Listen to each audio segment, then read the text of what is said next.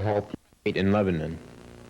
A suburban street like any other, except for one small difference. On this street, John Stegmoyer owns and operates what he claims is the smallest commercial movie theater in the world.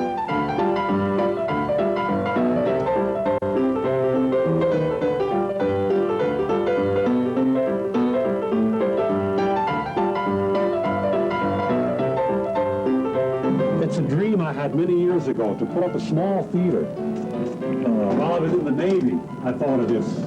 And put up a small theater someplace in a residential area away from the uptown district.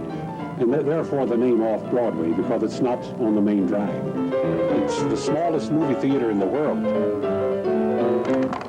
His claim to owning the smallest movie theater in the world has not gone uncontested. I had that argument with the Guinness's Book of Records.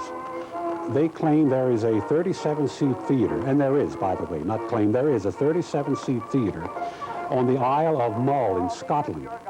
But it's not a movie theater, it's a live-action theater for tourists. And if they would differentiate between movie theater and live-action theater, this would be the smallest movie theater in the world. The theater is not John's career, but a hobby, which he has supported over the past 26 years by his full-time position at a local hospital. John retired last year, and now his retirement income helps to keep his hobby going. Welcome to the smallest theater in the world. Now, how many in your party? Three. Three. I'll tell you what, movies and popcorn go together. All this fresh, nothing left over. And there's no extra charge for butter. Either with or without, it's the same price. Oh, that's great. We'll be back. There you go, honey. Thank you. And don't forget next week's movie, The Big Red One. Okay. About World War I and World War II. Don't miss it. John's love of the movies all started when he was a child. Yes, this he still has his first projector, a hand-cranked 35mm model he won when he was 9 years old in a 1932 seed-selling contest. With this projector, he began entertaining. All the kids in the neighborhood came in during the daytime in the wash shanty to see this. At night, in the summertime, of course, we'd have it out on the lawn, put up a little bed sheet, and then charge them to come in the yard, a penny apiece, and they'd watch the old newsreels, the old Charlie Chaplin's, Lindbergh crossing the Atlantic, and so forth. John's come a long way since those days. He now owns 2 state-of-the-art 35mm projectors and has equipped his theater with the Dolby system, the ultimate in sound reproduction. Well, the projectors and sound system altogether comes to $35,000. And my life is in here. Everything I've earned went into this theater. That's just for the sound system and the projectors. Not to mention the building. No, the building and the plumbing work, the heating, the wiring, everything. You see here about $60,000 in a little mini theater. And you never got that back? Never. It never showed a profit. At year's end, there's a deficit every year. Even though his hobby is an expensive one, John's enthusiasm for showing movies is not dampened. Oh, I hear somebody else coming. Mr. Demi, I'm so glad you came. Harold, where's the missus? The missus is going to miss a good movie. She'll be coming the next trip. Oh, okay, all right. Thanks for coming, and you're going to have the cheapest price in the area. No matter what the theater's price is in town or the shopping malls, I try to keep my price at least 50 or 75 cents or $1.25 cheaper.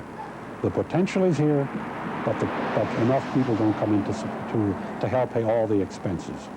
There are times I have a full house, but that once or twice doesn't pay for the times you show to 4 people, 8 people, 2 people, 3 people.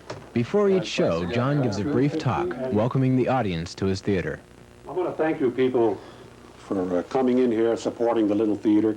You're going to get a very good show again tonight. I'm bringing the Black Stallion back for the 2nd time, and tonight you will see a masterpiece. Every frame a masterpiece. Every sound a symphony. The hoofbeats, the ocean waves, the musical background. John loves entertainment, and it turns out once did some professional performing himself. That's myself there with the great Gene Autry. And in 1947, for a while, I traveled with the Gene Autry Rodeo Show, and I left April the 8th, 1948, For a time, John was a country singer and even had his own local TV show. A few of his regular patrons remember his singing skills.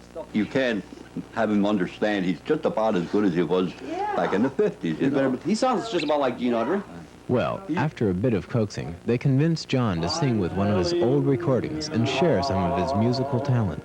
This world would end today if I should lose you. I'm no good without you anyhow.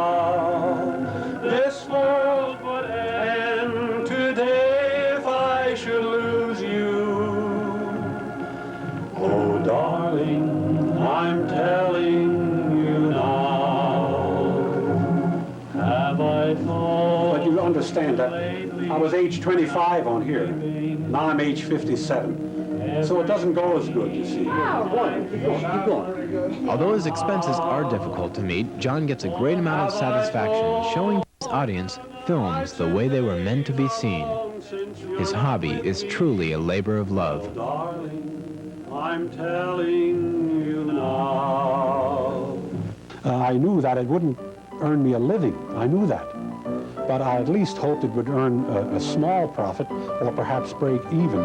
And then I could keep doing something I like to do, and that is showing movies.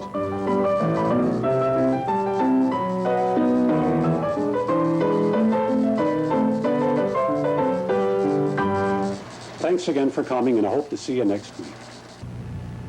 John says it takes between 15 to 20% of his retirement income just to run his theater. In fact, over the years, he's lost between $100 a year and $3,000 a year just keeping his theater afloat. All on this hobby that he loves so much. Kim will be back in just a moment with the PM Magazine departments.